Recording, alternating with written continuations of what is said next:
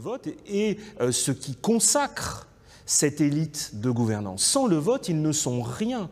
Très clairement, ils peuvent parler au nom du peuple, ils peuvent se servir du peuple comme argument pour produire la décision. Et si par hasard, comme dans le roman du romancier portugais José Saramago, les citoyens décidaient de ne plus aller voter ou de tous aller voter blanc, le système s'effondrerait d'un seul coup. Plus de 9 millions de Français n'ont pas voté aux dernières élections présidentielles. Un Français sur 5. La défiance envers les hommes politiques ne cesse de grandir. Face à cette crise démocratique, aucun changement n'est envisagé. L'isoloir, le bulletin de vote, semble le seul moyen de changer de politique. Mais que cache cet acte citoyen? L'élection est-elle réellement le fondement de notre démocratie?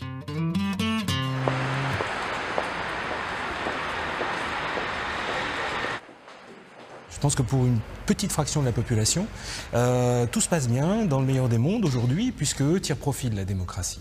Donc pour eux, la démocratie va bien. Mais pour l'immense majorité, les 99% dont parlait le mouvement Occupy, la démocratie objectivement va mal.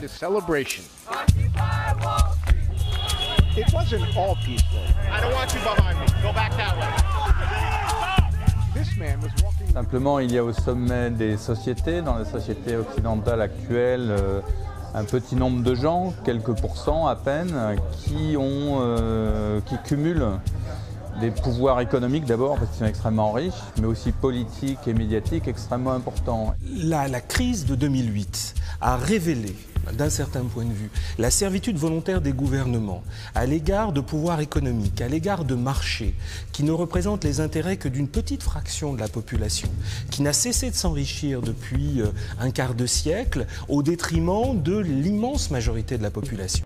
30 ans que la gauche et la droite s'alternent au pouvoir, mais les thèmes de campagne restent immuables. À droite, on parle d'autorité, de sécurité et d'immigration. La vérité, c'est que l'Europe ne peut plus continuer à être une Europe passoire. Que l'Europe doit vous protéger, que l'Europe doit vous défendre. Je diviserai par 2 le nombre d'étrangers accueillis sur notre territoire. La gauche, elle, privilégie les thèmes comme la solidarité, la culture et la justice sociale.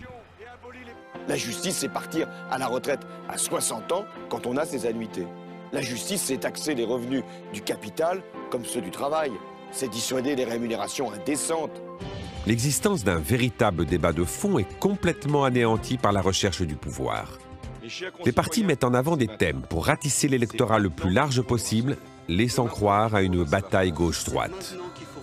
Mais quel que soit le pouvoir en place, le programme économique, lui, reste inchangé.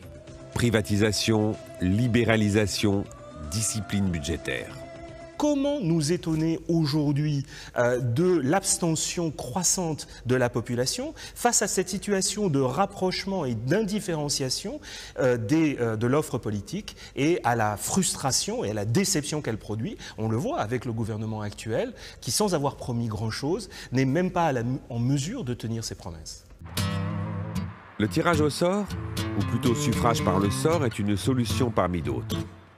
Il s'inscrit dans un processus de construction collective de la décision et permet d'amener des idées, des savoirs, des points de vue, des expériences et des intérêts que les experts et les élus n'auraient pas pu avoir.